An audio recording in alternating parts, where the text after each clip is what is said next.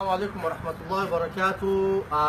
obboleeyyan kiyya kan islaamaa daawwattoota TV Risaala International oduu gammachiistuu, oduu bareedduu, oduu kheyrii takkaan isiniif qaba. Bilaal Oromoo Da'waa Seentarira akkuma arkitan kana North America Islamic Conference fedhinnaa rabbii guddaatiin ulamaa babbareedduu gurguddoo, hayyoota, du'aatota, ustaazota warra duba gartee akkasumatti ammaas beektoota beekumsa adda addaa qaban waa seentaritti isin bar diidamii jaha ilaa hanga za'a 10 PM midhatti Bilaal Oromoo Da'waa Seentaritti mata duree rakkina hawaasaatiif islaamummaa maal jetti, rakkina bultii teetiitiif furmaata barbaadda, rakkina ilmoo keetiitiif furmaata barbaadda, haala amma keessa jiru kana keessattuu duba gartee diin keenya islaamummaan keenya maal ja'a waan ja'urraa fi waan adda addaatirraa duba gartee waan dubbannu jecha akka nurraa hin hafne kabajaa fi jaalalaan akkasumatti maqaa rabbii guddaatiin isin afeerraa Bilaal Oromoo Da'waa Seentaritti Noovembar 26 fi 27 haawal arkinuun isiniin ja'a obboleen kiyya kan islaamaa hanga guyyaa isa wal arkinu duba gartee nagaannaaf jiraadha. Paarkii gahaa qabna, deekera qabna, nyaataa fi dhugaatiin keenya guyyaa san firiidha inshaa Allah. Koottaatii iddoo kheyrii tanatti nu hirmaadha. Assalaamu alaikum wa rahmatullahi wa barakaatuhu. Sheekotiin argaman eenyu faadha ustaaz? Fakkeenyaaf Dr. Suleymaan Assalluumii Yuunivarsiitii Ummul Quraatirra, akkasumatti imaama Masjid Bilaal Sheekh Abdusalaam Idriis, akkasumatti Masriirraa aalima keenya Sheekh Muhammad Saanii, akkasumatti Kaanaadarraa kan jechisaa akkaan mi'aawu sheekha keenya ustaaza keenya Ustaaz Abdii Huseenii fi akkasumatti aalima keenya Poortlaandirraa Sheekh Muhammad Aamme, akkasumatti Siyaatilirraa Sheekh Yahyaa, akkasumatti aalima keenya akkasumatti ammas Washington DC irraa Sheekh Khalidii fi akkasumatti ammas aalima keenya California irraa Sheekh Bakrii Aamme, asirraa duba gartee Sheekh Abdulaziz faa, akkasumatti Sheekh Abaadir faa, hayyoota irraa duba gartee kan akka Profeesar Mahdii Hamid Muudee faadha qabna. Akkasumatti duba gartee kan Oromoo keessaa kophaawaa kan ta'e kan rabbiin beekumsaan isa badhaase Ustaaz Al-Muqri Fathii Shaamee Qur'aana qiraa'aa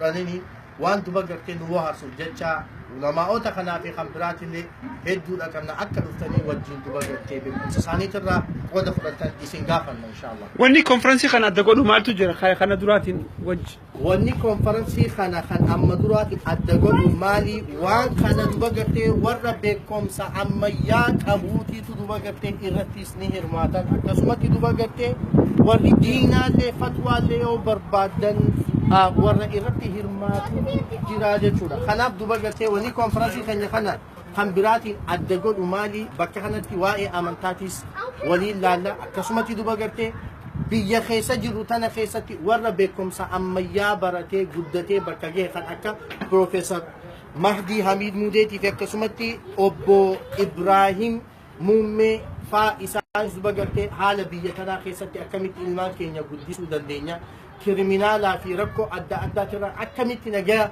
baanaa waan jedhu haala biyyaatii wajjin wal qabsiisanii heera biyyaatis waan nu himan jechaa wanni duba gartee adda godhu kanaa fi akkasumatti kan biraattillee waa hedduutu jiru inshallah. Konferansiin biroo gaa bakka hoola adda addaa darashaa adda addaa qophaawaa kan asitti qophaa'e. Wanni asitti qophaawee fi guddaan duba gartee maali? Masjida bal'aa qabnaa, masjidni keenya guddaadha alhamdulillah, bakka gahaa qabnaa, paakii fi hirra wanni guddaan asii gooneef hawaasaaf furmaata kan nufi. Amma yoo hoola addaa dheenaa jenne namni paarkiidhaaf rakkataa, deekeraaf rakkataa, waa hedduuf rakkataa jechuudha. Bakka kanatti paarkii gahaa qabna alhamdulillah. Yoo deekera barbaannillee bakka gahaa qabna, masjidni keenyallee bal'aadha duba gartee wannummaan deemnuuf hawaasa bashannansiisuuf, hawaasa gammachiisuuf deemna. Kanaaf duba gartee bakka biraa qopheessinee hawaasa rakkoo hin barbaannu, bakka gahaa bakka dandeessee koominiti guddoodha qabna alhamdulillah saniif inshallah. Akkasumatti gaa ustaaz masjidni kun alhamdulillah ifa beekameerraa kaasee hujii inni dalagaa jiru waan xiqqaadhaa miti. Amma moo construction irra jira. Mee waa'ee construction fi duratti mee wanni nu injetta maaltu jira waa'ee construction laallatee? Construction kanaaf duba gartee wanni construction seennee guddaan construction sun wanni deemuuf maali?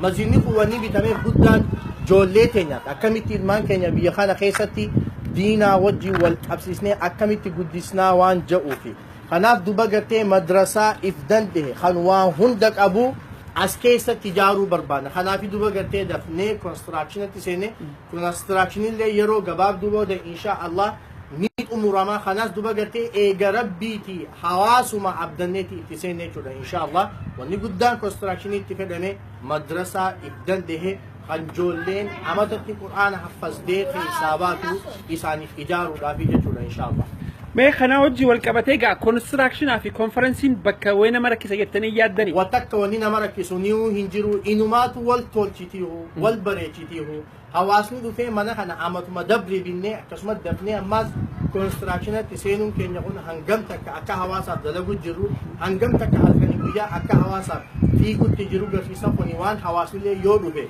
الرقم مدوان حواسني لين دو بقرتي إتي بشرنا ندني في أدي راكمنا إن شاء الله. خنا وجي والكبتيجا شيكوتي كوفا متي ورا حيوت عدادا دفا قبصو ما اورمو تديما يرتنا جول قبته وني سين جتو جندي سمات جن وني دوبا غتي غيا خلغونو وني مان غدون تفيني هو تكا ان شاء الله قبصو امد يا خيسه ديما جتو خنا امنتين تيني اكا دغتو امنتين تيني اكا دوبا غتي وان امم ثم ظالمي يا خيسه غداجرو خنا اكا دورا دابتو غياسن دعاء إيغونا بياسن دوبغتي ربي خلنا بياسن أكملت دوبغتي فرماتاس أركنا وانجو وقديتيس دوبغتي إراها سوينا إن شاء الله. خنا وجول كبتيجا كونفرنسي خنرا وني ما يرجع تمازجر.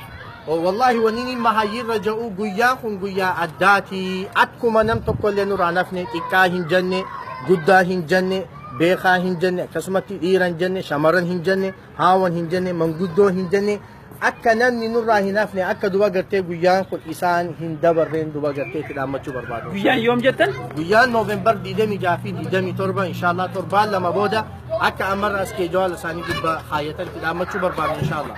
Akkasumatti egaa daawwattoota keenya guyyaan sun guyyaa ayyaanaati taankisgiivin biyya kanatti kabajamu ustaaza keenya ustaaz Ali Sufyaan rabbi si haa kennu jecha turtiin hojii gooteef jazaakallah siin injaa. Galatooma risaala international akkasumatti atiis boona absalaam galatooma.